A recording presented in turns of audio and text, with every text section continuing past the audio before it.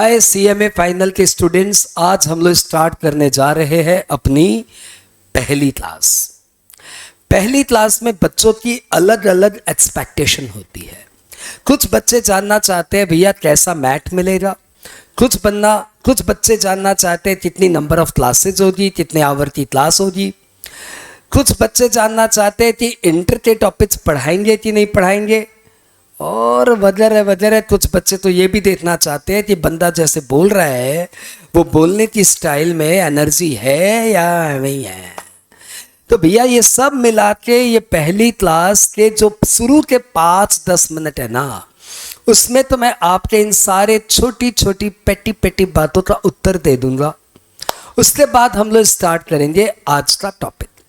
तो शुरू के 5-10 मिनट वो बातें जो आप जानने में ज़्यादा इच्छुक हो। पहली बात कि सर इंटर के टॉपिक्स पढ़ाएंगे कि नहीं पढ़ाएंगे, तो आंसर इज ऑब्वियसली मैं जानता हूं कि इंटरमीडिएट आप कैसे पास किए हो, मैं जानता हूं और आप जानते हो, बस है ना।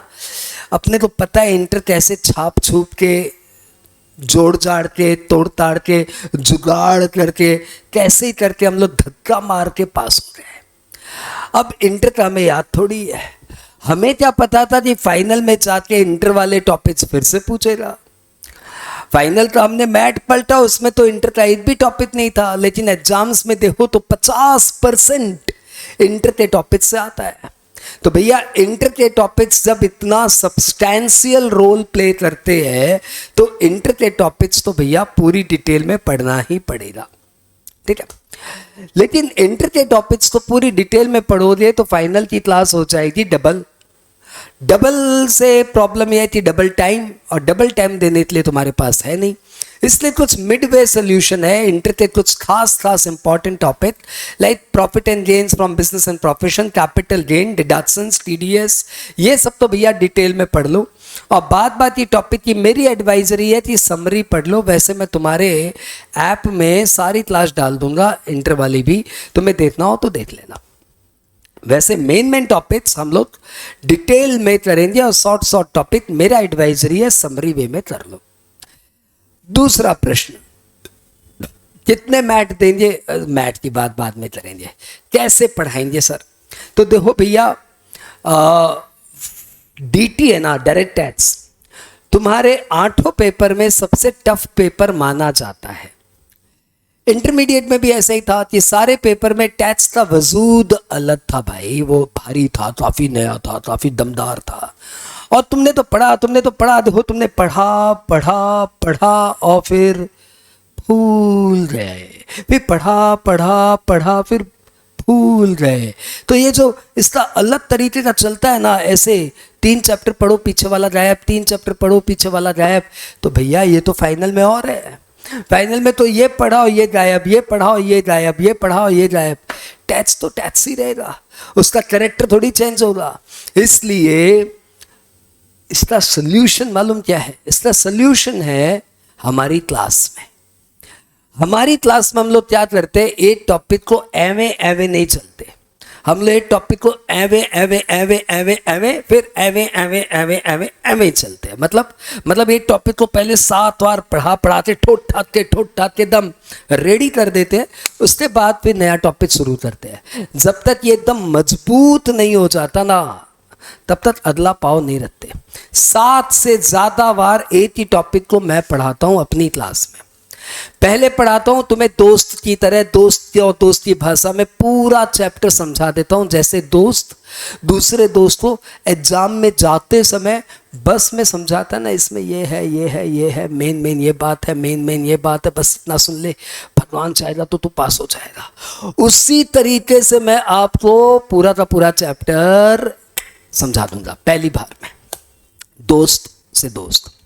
दूसरी बार मैं तुम्हें पढ़ाऊंगा टीचर की तरह। एक सेक्शन को, एक प्रोविजंस को पहले तो समझाएंगे, फिर उसका लॉजिक बताएंगे, फिर उसको रटवाएंगे, और फिर उसको पसंद करवाएंगे, और फिर उसको लिखवाएंगे आपसे। तो ये हमारा दूसरा फेज है। मैं दोबारा बोलूँ क्या? पहले प्रोविजंस को पढ़ाएंगे, फिर उसको समझाएंगे, फिर उसका लॉजिक बताएंगे, फिर उसको रटवाएंगे और फिर उसको लिखवाएंगे आपकी कॉपी में आप ही की हैंड राइटिंग से, और फिर उस पर सम्स करवाएंगे। ठीक है, ये हमारा दूसरा फेज था। तीसरे फेज में हम आपसे आरटीपी एमटीपी करवाएंगे उस चैप्टर का। चौथे फेज में हम आपकी उसकी ऑडियो रिकॉर्डिंग करवा देंगे। पांचवें फेज में हम उसको ऊपर कोई टैच म्यूजिक सुना देंगे आपको। टैच म्यूजिक क्या है पता ही होगा, नहीं पता है तो आज बता देंगे। हाँ, तो टैच म्यूजिक यानी पूरे चैप्टर को एक म्यूजिकल फॉर्मेट में 3 से 4 मिनट के गाने में पूरा प्रोविजंस। उसके बाद हम लोग मैट पलटेंगे, अपना मैट। उसके बाद हमारे पास एक स्पेशल मैट है एल्बम, जिसमें 1 पेज 1 चार्ट है। उस मैट को अंडरलाइन कर करके पढ़ेंगे। इस तरीके से एक चैप्टर को जब आप 7 बार पढ़ लेंगे तब फिर उसी पे लेंगे आपका टेस्ट। ये होगा 8वां स्ट्रोक, और इस तरीके से वो टॉपिक आपका पूरा पैक। फिर हम लोग अगले टॉपिक में चलेंगे। यह है अपना पढ़ने का स्टाइल भाई। फिर अब अगला तुम्हारा प्रश्न आता है, सर वो मैट वैट के बारे में बता रहे थे। हाँ, तो मैट के बारे में सुन लो यार। हाँ, तो अपने पास 2 तरह के मैट है। एक मैट है हमारा जीएसटी और डायरेक्ट टैक्स का एल्बम, बड़ा पॉपुलर है ये देखो तुम्हारी स्क्रीन के सामने आ गया। हाँ, ये 1 पेज 1 चैप्टर, एक चैप्टर जो आपके कॉपी में करीबन 30 से 40 पेज का कंटेंट है। आपके स्टडी मैट में 50 से 60 पेज का कंटेंट है। उसको हम आपको एक चार्ट में, थोड़ा बड़ा चार्ट है A3 साइज का, A4 का डबल, उस चार्ट में कलरफुल तरीके से डाल के रखे हैं, तुम्हारी स्क्रीन के सामने है। उसमें जो ये ग्रीन कलर तुम्हें नजर आ रहा है ना, ये इसका अमेंडमेंट है। तो अमेंडमेंट को अलग कलर दे दिया, बाकी को अलग कलर दे दिया। इस तरीके से बहुत ही सिस्टमेटिकली एक चैप्टर को एक चार्ट में डाल के हमने समझाया। ये है हमारा एक मैट। ये इतना बड़ा कलरफुल मैट है। और दूसरा है हमारा ये नॉर्मल मैट, जिसमें सारे प्रोविजंस आपको वेल एक्सप्लेन्ड है, और जहां जहां दरकार पड़ेगी वहां सम्स डाले हुए हैं। ठीक है, यह है हमारा दूसरा मैट। और आरटीपी एमटीपी के क्वेश्चंस हम आपको पीडीएफ फॉर्मेट में देते रहेंगे, वहां से आप उस सम्स को हमारे साथ बनाते जाएंगे। तो इस तरीके से 3 मैट है, 2 तो फिर मतलब पेपर बुक है और एक आपको पीडीएफ फॉर्मेट में मिलता रहेगा। तो ये हो गई हमारे मैट की बात। हाँ, अब और कुछ जानना है तो बोलो, बता देते वो भी। कितनी नंबर ऑफ क्लासेस तो भैया लास्ट टर्म में जब पढ़ाए थे तो 65 क्लासेस हुई थी। इस बार ये क्लासेस ज़्यादा होती। क्लास को लास्ट क्लास में भी हमने इसी पैटर्न में पढ़ाया था कि पहले आपको पूरा दोस्त की बातें समझा दो, फिर डिटेल में पढ़ाओ, फिर मैथ से अंडरलाइन कराओ। इस बार तो हम और एफर्ट डालेंगे। तो भैया ये 65 का मुझे लगता है 70 क्लासेस तो मान के चलो। ठीक है, इसमें इंटरमीडिएट के टॉपिक भी इंक्लूडेड है। इसमें मेन इंटरमीडिएट के टॉपिक इंक्लूडेड है, PGBP, capital gain, deductions and TDS. बाकी टॉपिक इसमें इंक्लूडेड नहीं है। उन रिवीजन्स क्लास को भी जोड़ो देना तो भैया ये बहुत ज़्यादा हो जाएगा। हाँ, फिर ज़्यादा ही हो जाएगा, क्यों पूछ लो। लेकिन मेन जो आपको मेरे हिसाब से पढ़ना ही चाहिए वो 70 क्लासेस में आ जाएगा। क्लियर। तो भैया अब अपने और कोई टाइम बर्बाद नहीं करके शुरू करते हैं एक छोटा सा टॉपिक जो मैं आपको दोस्ती भांति पढ़ाना चाहता हूँ। ठीक है, तो भैया देखो मेरे पहले टॉपिक का नाम है चैरिटेबल ट्रस्ट। चैरिटेबल ट्रस्ट, तुमने सुना होगा कि हर पैसे वाले बंदे के पास एक ट्रस्ट है, चाहे वो अडानी हो, अंबानी हो, टाटा हो, बिरला हो, बांदड़ हो, कोई भी हो, हर पैसे वाले के पास एक चैरिटेबल ट्रस्ट है। इसके पीछे 2 रीजन है। एक रीजन जो आपको लगता है बेचारा सेवा करना चाहता होगा, और दूसरा रीजन जो वास्तविक है, बंदा टैक्स बचाना चाहता है। क्योंकि चैरिटेबल ट्रस्ट का डायरेक्ट कनेक्शन यदि चैरिटी से है तो उतना ही डायरेक्ट कनेक्शन टैक्स सेविंग से भी है। अब तुम्हारे मन में आ रही है क्यूरियोसिटी, हाँ सर यही समझाइए कि चैरिटेबल ट्रस्ट टैक्स कैसे बचाता है। तो भैया देखो, हमारे इनकम टैक्स में एक प्रोविजन है, उसका नाम है सेक्शन 11, सगुन का 11, हाँ, सद्गुण समझ तो ना, 11 रुपए का प्रसाद चढ़ाऊंगा, वही 11 का है एक सेक्शन 11। उसमें बोला हुआ है एक बड़ी सद्गुण वाली बात, मीठी मिश्री वाली बात, कि ये चैरिटेबल ट्रस्ट की सारी इनकम एग्जेम्प्ट हो जाएगी यदि वो ये 5 बेसिक कंडीशन सेटिस्फाई करे। कौन कौन सी कंडीशन? ये पांच। कौन कौन सी 5? पहला, एक चैरिटेबल ट्रस्ट होना चाहिए, वो तो हो जाए, वो रजिस्टर्ड होना चाहिए, ओके, उसका ऑब्जेक्ट चैरिटेबल ऑब्जेक्ट होना चाहिए, उसके अकाउंट्स ऑडिटेड होनी चाहिए, और वो अपनी इनकम को अपने ऑब्जेक्ट में अप्लाई करे। सर बहुत जल्दी पढ़ा रहे, धीरे धीरे पढ़ाइए। अच्छा ठीक है, वापस सुनो, 5 बातें हैं। पहली बात, चैरिटेबल ट्रस्ट होनी चाहिए, वो रजिस्टर्ड होनी चाहिए under income tax section 12AB में रजिस्टर्ड होनी चाहिए। तीसरी बात कि वो ट्रस्ट का अकाउंट्स ऑडिटेड होना चाहिए। चौथा, उसका ऑब्जेक्ट चैरिटेबल होना चाहिए और उसकी जितनी इनकम आती है उसका 85% इनकम उनको अपने चैरिटेबल पर्पस में अप्लाई करना है, तो फिर उनकी सारी इनकम एग्जम्प्ट हो जाएगी। अब तुम्हारे मन में प्रश्न आ रहा है कि चलो सर चैरिटेबल ट्रस्ट कैसे बनती है वो समझा दो, उसका रजिस्ट्रेशन कैसे होता है वो समझा दो, अच्छा उसका ऑब्जेक्ट चैरिटेबल होना चाहिए, what do you mean by charitable ये भी समझा दीजिए, और उसका अकाउंट्स ऑडिटेड होना चाहिए, वो समझ में आ गया। पांचवी बात कि उसकी इनकम का 85% अप्लाई करना पड़ेगा, ये थोड़ा और डिटेल में बताइए।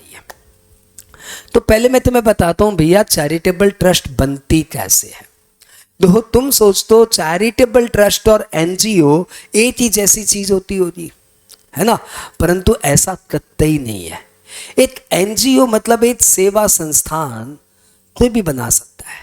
तुम और तुम्हारा दोस्त मिलके मैदान में जाओ, मैदान की लाइट में 4 बच्चों को पढ़ाओ और बड़े गर्व के साथ कहो हम एनजीओ चलाते हैं।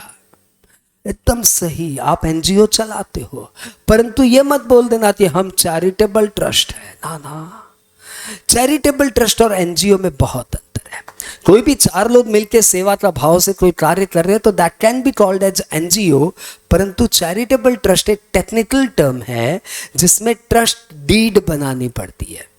जैसे पार्टनरशिप फर्म में पार्टनरशिप डीड बनानी पड़ती है, वैसे ही चैरिटेबल ट्रस्ट में चैरिटेबल ट्रस्ट की डीड बनानी पड़ती है, और उस डीड में कम से कम 2 आदमी का नाम और तीसरे बंदे का जिक्र होना चाहिए। 2 आदमी का नाम और तीसरे बंदे का जिक्र होना चाहिए। 2 आदमी का नाम मतलब कौन? पहला आदमी हुआ founder of the trust, founder या ऑथर और क्रिएटर ऑफ द ट्रस्ट। दूसरा होगा ट्रस्टी, और तीसरा जिसका जिक्र होना चाहिए उसका नाम है बेनिफिशियरी। तो ट्रस्ट बनाने के लिए 3 बंदे होते हैं, author, founder, trustee and beneficiary. तो सर इसको भी ऐसे खड़ा करिए, इसको सुलाते क्यों रखे? बताएंगे। हाँ, ये सोया हुआ है। ऑथर कौन? ऑथर कोई भी हो सकता है, आप और हम कोई भी हो सकते हैं। जिस बंदे के पास पैसा है वो बन जाएगा ऑथर। जैसे सपोज मेरे पास पैसे हैं और मैं अपने पैसों में से 1 करोड़ रुपए निकाल के सेट असाइड कर दिया, ठीक है, और मैंने बना दिया ट्रस्टी अपने दोस्त को। मेरे दोस्त का नाम है राज। हाँ, मैंने राज को बोला कि राज ये 1 करोड़ मैं तेरे लिए सेट असाइड कर रहा हूं, तू इन पैसों से, मैं हो गया कौन? ऑथर। मैंने पैसे दिए, मैंने पैसे दिए, तो मैं कौन हुआ? Author, founder of the trust. और मैंने किसको पैसे दिए? राज को, तो राज कौन हो गया? राज हो गया ट्रस्टी। अरे वो शाहरुख खान, ट्रस्टी। और मैंने राज को पैसे क्या में ही दे दिया, क्या राज जा ले जा 1 करोड़ जा? नहीं, मैंने राज को पैसे दिए फॉर अ पर्पस। मैंने राज को बोला राज इन पैसों से तुम गरीबों की मदद करना, इन पैसों से तुम विद्यार्थियों को पढ़ाना, इन पैसों से तुम बीमारी का इलाज करना, इन पैसों से तुम जानवरों की सेवा करना, इन पैसों से तुम बड़े बड़े जो हमारे मॉन्यूमेंट्स है, उदयपुर का महल, जोधपुर का महल, जयपुर का महल, इन महलों का देख रेख करना। तो भैया ये हो गया ऑब्जेक्ट ऑफ द ट्रस्ट। और जिन गरीबों के भले के लिए मैंने पैसे दिए ये गरीब हो गए, जिन विद्यार्थियों की पढ़ाई के लिए मैंने पैसे दिए वो विद्यार्थी हो गए, जिन बीमार लोगों के इलाज के लिए मैंने पैसे दिए वो बीमार लोग हो गए, जिन जानवरों की देख रेख के लिए मैंने पैसे दिए वो जानवर हो गए बेनिफिशियरी। तो ऑथर का नाम तो होना ही चाहिए, ट्रस्टी का नाम तो होना ही चाहिए, परंतु जानवर का नाम क्या लिखूं बता, क्या लिखूं, शेरू, हाँ भालू, नहीं नहीं, तो बस इतना ही लिखना काफी है, for the benefit of the animals. तो भैया इनका नाम नहीं होगा लेकिन इनका जिक्र होगा, जिक्र, जिक्र समझते हो ना।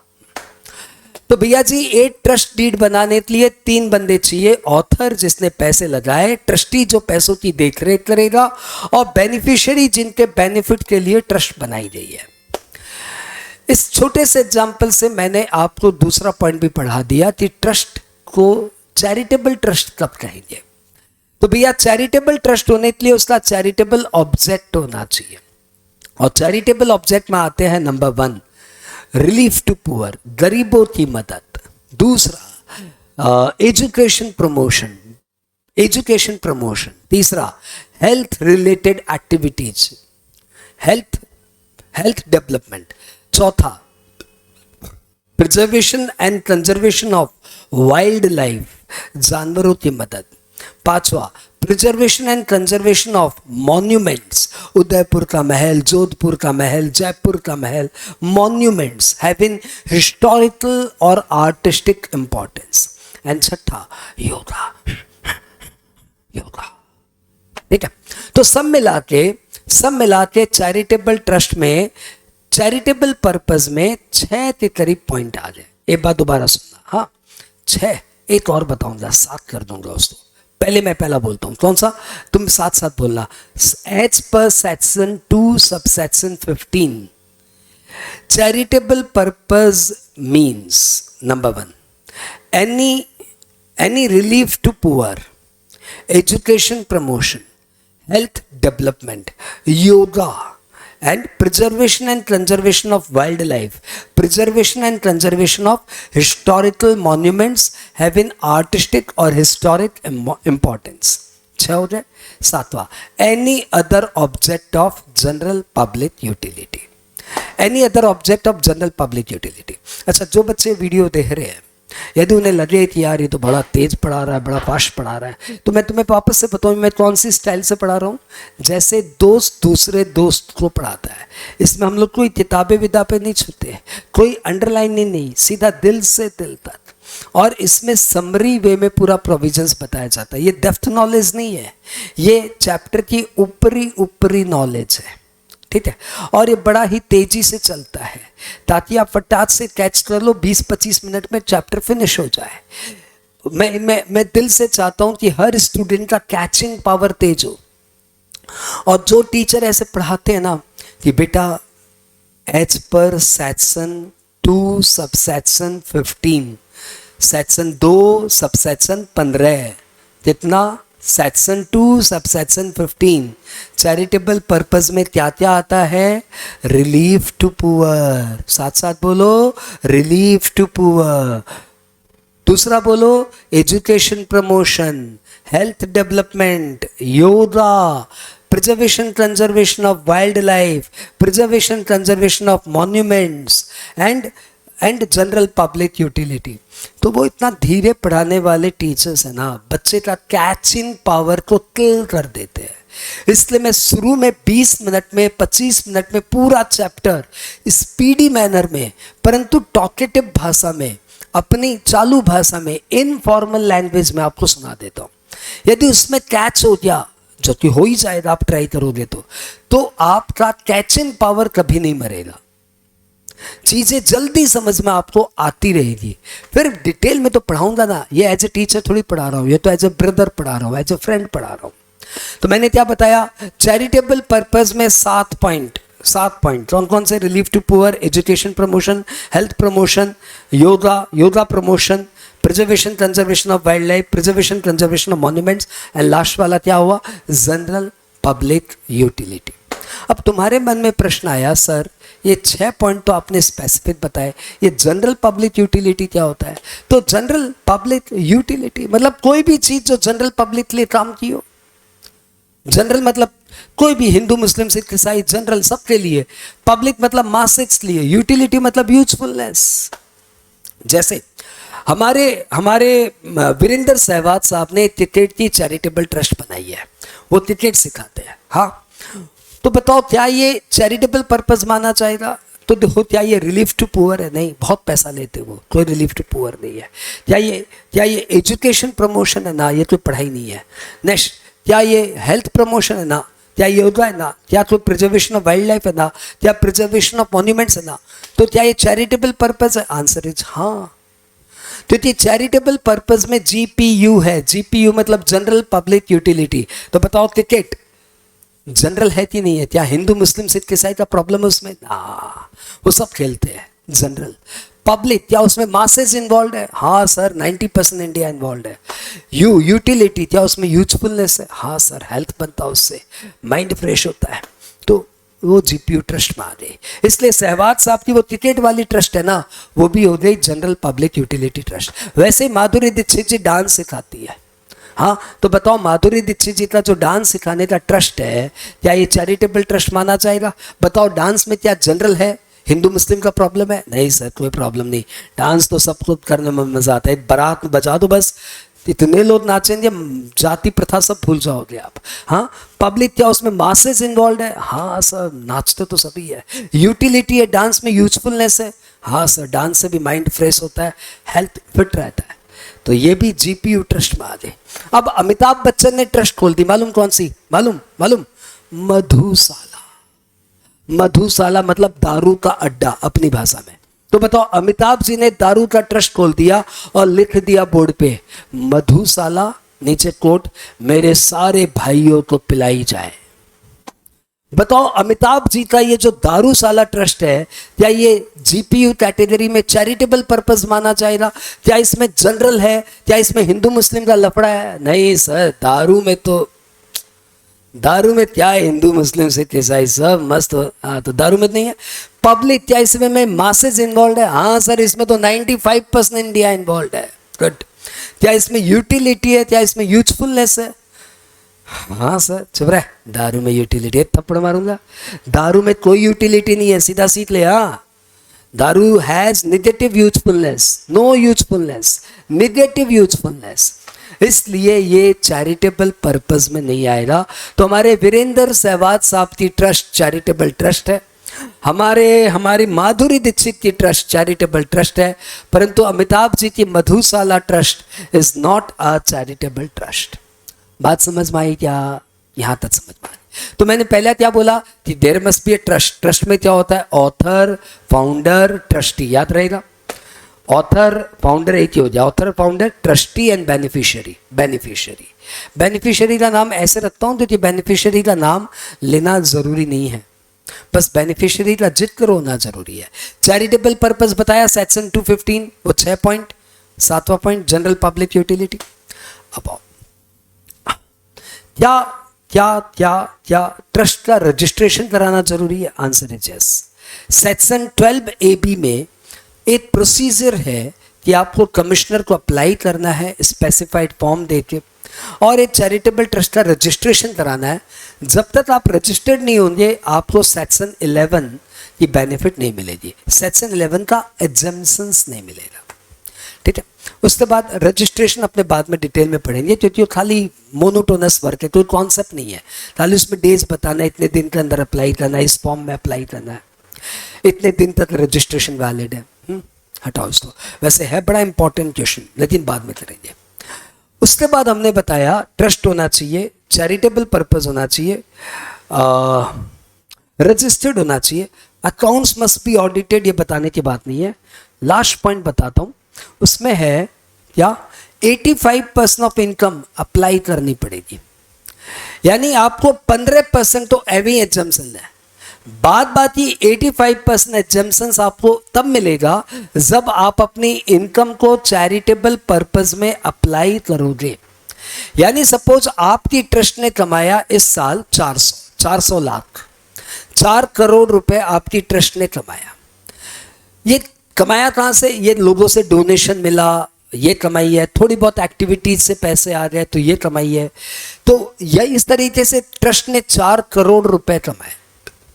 इस 4 करोड़ में 15% तो फ्री एक्यूमुलेशन है, यानी 60 लाख का तो एवे ही टैक्स में छूट है।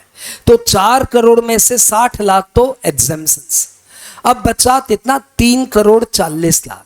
ये 3 करोड़ 40 लाख यदि आप अपने ऑब्जेक्ट में अप्लाई कर दे, मतलब आप 3 करोड़ 40 लाख यदि अपने ऑब्जेक्ट पे खर्च कर दे, तो भैया आपको मिल जाएगा 100% एग्जेम्पशंस। अब मैं आपको इसलिए अंदर की बात से समझाता हूं। जैसे सपोज मेरी इच्छा है कि मैं एक स्कूल बनाऊं।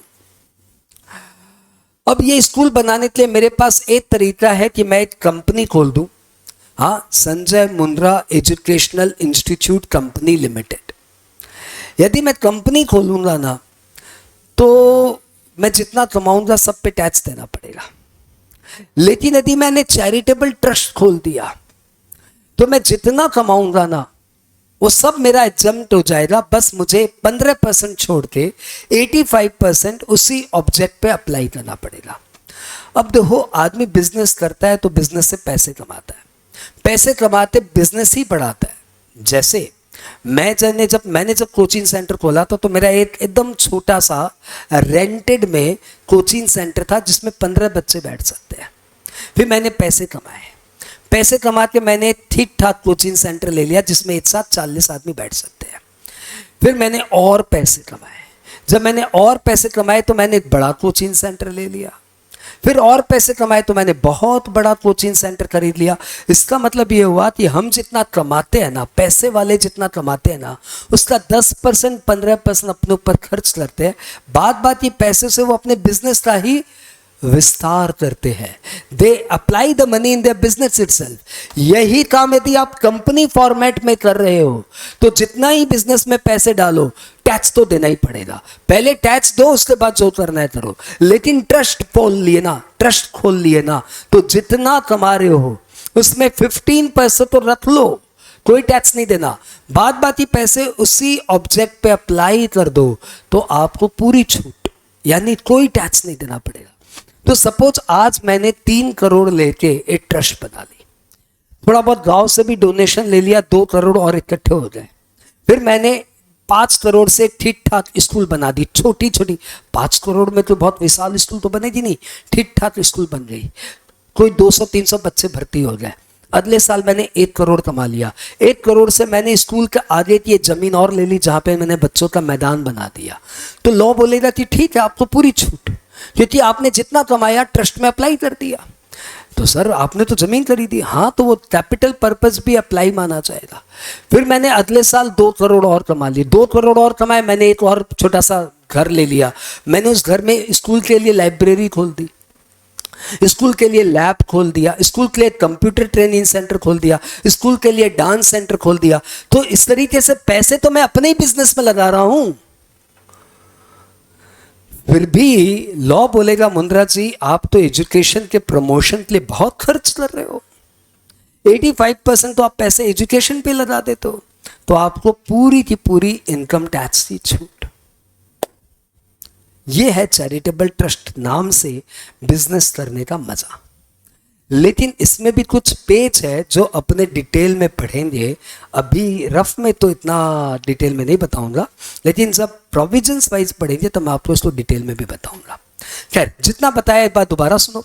अभी तक हमने बताया कि ट्रस्ट की सेक्शन 11 में सारी इनकम की छूट है। बस आप ये 6 कंडीशन सेटिस्फाई, नहीं 5 कंडीशन सेटिस्फाई। पहला, there must be a trust, उसका ऑब्जेक्ट चैरिटेबल होना चाहिए, उसका रजिस्ट्रेशन होना चाहिए, उसका अकाउंट्स ऑडिटेड होना चाहिए, और 85% ऑफ इनकम चैरिटेबल पर्पस में अप्लाई होनी चाहिए। अब आप बोलेंगे सर इस साल सपोज हमने 1 करोड़ कमाया, हाँ, अरे थक तो नहीं गए ना, थक गए तो बता दो, हाँ थके नहीं, गुड। सुनो, तो मैंने बोला कि इस साल आपने 1 करोड़ कमाया, अब 1 करोड़ कमाया, लेकिन आप सोचे थे कि सामने एक मैदान बनाएंगे, लेकिन मैदान अभी खरीदना हुआ नहीं। आपने सोचा था एक लाइब्रेरी के लिए हॉल ले लेंगे, लेकिन हॉल लेना हुआ नहीं। अरे ये कोई टमाटर थोड़ी है कि जाके बाजार से ले आओ। हाँ, ये तो प्रॉपर्टी है, ये तो डील है, बहुत मेहनत से डील सेटल होती है। तो अभी आपकी वो डील हुई नहीं है। पैसे है आपके पास, लेकिन आप अप्लाई नहीं कर पाए। अप्लाई करने की नीयत थी, इंटेंशन था, लेकिन अप्लाई नहीं कर पाए, तो टैक्स लग जाएगा। तो लॉ बोलता है नहीं लगेगा। अरे वाह! तो आप यदि इस साल पैसे कमाए, परंतु इस साल किसी कारण से आप पैसे चैरिटेबल पर्पस में अप्लाई नहीं कर पाए, तो आप असिस्टेंट ऑफिसर को अप्लाई कर दो और बोल दो, सर जी इस साल नहीं अप्लाई कर पाया, अगले साल अप्लाई कर दूंगा। इसको बोलते हैं डेफरमेंट एप्लीकेशन। आप रिटर्न फाइलिंग की ड्यू डेट के अंदर अंदर डेफरमेंट एप्लीकेशन लगा दो, तो 1 साल का आपको डेफरमेंट मिल जाएगा। मतलब इस साल पैसे नहीं भी लगा पाए तो क्या हुआ, अगले साल ला देंगे यार। समझ में आया क्या? तो भैया ये ट्रस्ट बड़ा रिलैक्सिंग है, बस आपकी नीयत साफ होनी चाहिए कि जितना कमाऊंगा अपने ऑब्जेक्ट पे अप्लाई करूंगा तो आपको जन्मों जन्मों तक टैक्स नहीं देना पड़ेगा।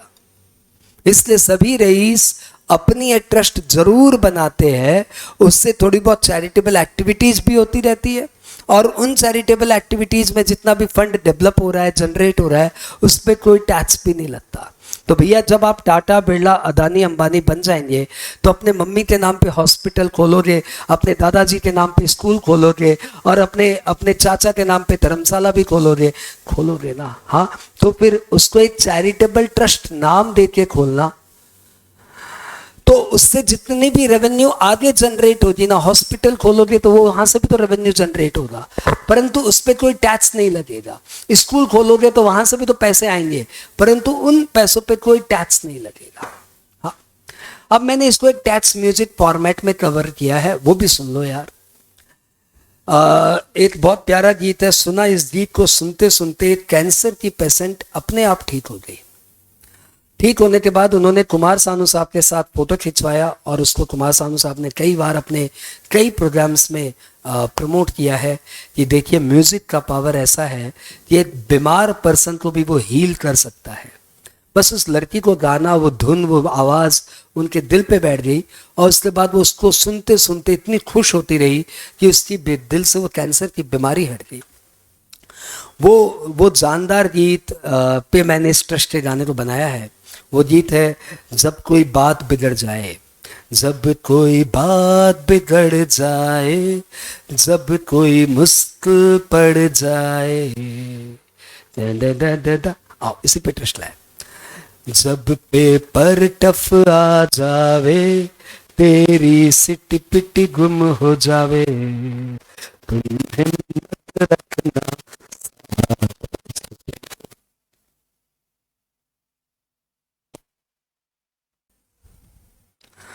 जब पेपर टफ आ जावे, तेरी सिट पिट गुम हो जावे, तुम हिम्मत रखना साथ स्टूडेंट वा।